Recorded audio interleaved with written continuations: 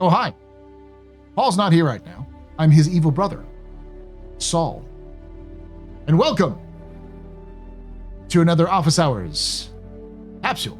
That's right, capsule. This is a small segment of my Office Hours live stream that I do usually on Thursdays at 8 p.m. Eastern, 5 p.m. Pacific on twitch.tv/TheAstroPub and youtube.com/TheAstroPub Live, where we cover Star Citizen lore, news, and more. We go through all the weekly events, weekly things that have been going on, and sit down and do a little talk, yak, ask questions, get into some details, go into some conspiracy theories. And today we're going to be looking at the roadmap roundup from April 9th, 2025. This is a slightly big one because I'm going to add a little bit to the end, a little bit more intrigue, as you will. So, without any further ado, let's get started.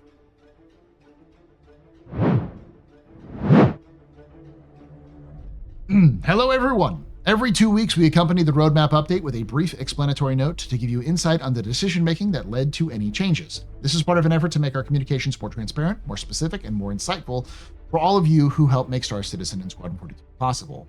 Just a reminder, the 1.0 column showcases features and content planned for the inclusion in or before Star Citizen 1.0. This means you may not have to wait for 1.0 release to experience them. As features and content in the 1.0 column become ready, they will migrate left into the point patch column for release. Be sure to check back every 2 weeks for the latest updates. With that, let's dive into this week's roadmap roundup. Notable changes for April 9th, 2025. Release view. 4.1. Base Combat Mission Patrol. Added a patrol mission that takes the player through a series of patrol points. At each waypoint, players can run into a variety of objectives and encounters. This card has been set to tentative. So, this is actually a return of an old mission.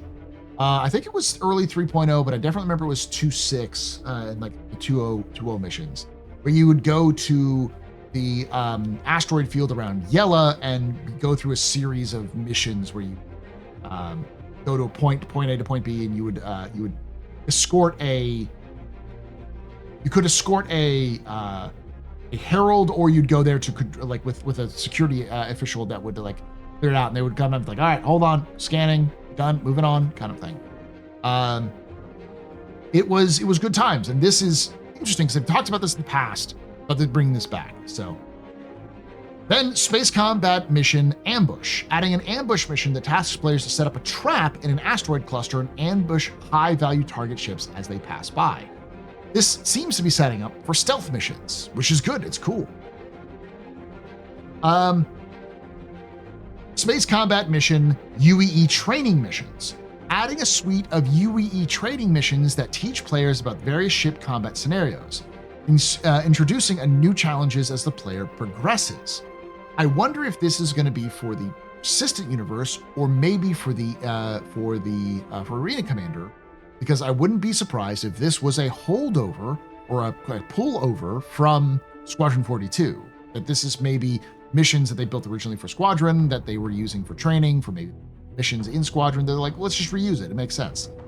But we'll have to see about that. If it's live in the PU, that'd be great. But it sounds like an Arena Commander. Redacted Space Combat Mission, adding a new Redacted mission. The card set to tentative. This is likely whatever had to do with the headhunters entering the Stanton system from Pyro, having a presence in. And there's also been rumors of the frontier fighters ambushing events at Invictus. So likely the next major story event is going to involve this space combat. You see that? Juvenile Valakar, new creature ready to challenge those who dare to cross its path. This card has been set to release. The Argo ATLS Geo, a power suit dedicated to mining with practical augmentations, including lasers, storage, and a new way to travel with jump packs. Card has been set to release. Golem, adding a new Drake mining starter ship. Set to release. Arena Commander, new map, Asterisk Clearing, adding a Stanton settlement on Microtech available for free flight and exploration.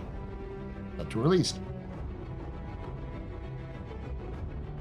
Arena Commander, new map, Crossroads of Crime. adding a new the largest Marine Commander map so far, available in multiple game modes, include free flight, tank royale, team elimination, single weapon elimination, gun rush, and kill collector. Least sandbox activity, Align and Mine, a new open-ended activity blending on-foot exploration with aerial support, creating sandbox gameplay opportunities for daring teams. So the Align and Mine is important to note because I've gotten some heat for the captain's table. We did a video on how there are some significant problems with how CIG develops and has currently looking at PvX, so PvPvE, things like Align and Mine. Seemed to be pretty well received, though there was a lot of people who said we were kind of out of touch. It's funny because if you look at the like-dislike ratio, it's very positive. And it's actually one of the better videos we've done in the new captain's table format, new captain's table location. So definitely a lot of people saw it. If you haven't had a chance to, go and watch that. But it's important to note that the Align and Mine mission is itself a staple. It's not leaving. It's not a FOMO event. You can do Align and Mine forever, and it'll probably be wound into a bunch of other events and other things going on because it's part of this new approach that CIG is giving to how they build missions. So keep that in mind. Wicklow's Emporium, another one that's going to be sticking around for a long time. Wicklow is now going to be a staple in the verse and is going to be a persistent mission giver. A specially designed location to host our latest mission giver, Wicklow, offering new hub for players and engagement opportunities. A new mission giver in the verse, bringing fresh opportunities for players to explore.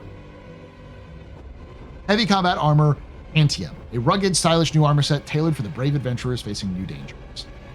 Hathor Mining Station, a large-scale mining laser facility operated by the Hathor Group, or ground alignment stations. Strategically placed Hathor operated outposts, providing key infrastructure and sandbox gameplay opportunities for planetary operations. Bolt AR Parallax, a powerful new weapon boasting unique blend of characteristics, firepower, and tactical potential. All of these released with the last patch 4.1, and the top ones, the space combat stuff is coming in 4.1.1 tentatively. Probably will, which is going to be coming out soon as of this recording, if not already out for PTU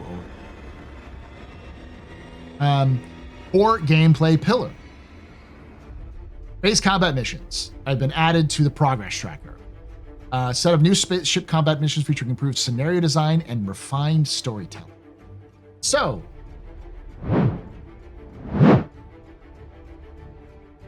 what does this tell us? Well, I have a theory. I'm pausing because I know you just said a game theory. I got you.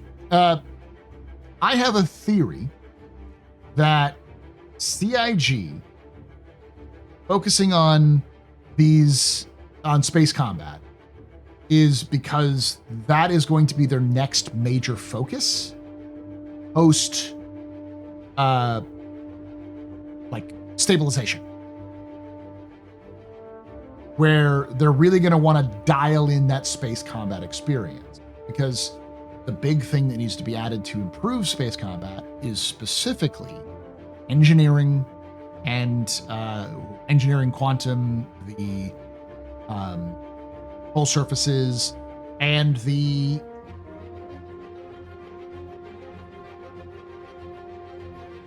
Maelstrom damage system. All those four things are all based around ship combat.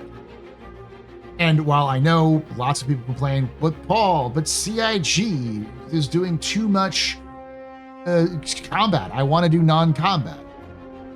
But this is good because it also allows for the people who built a bunch of missions in Squadron 42 to take that expertise and take that expertise in that the knowledge, the goods and bads they learned from that, and apply it to the PU and see what works and what doesn't.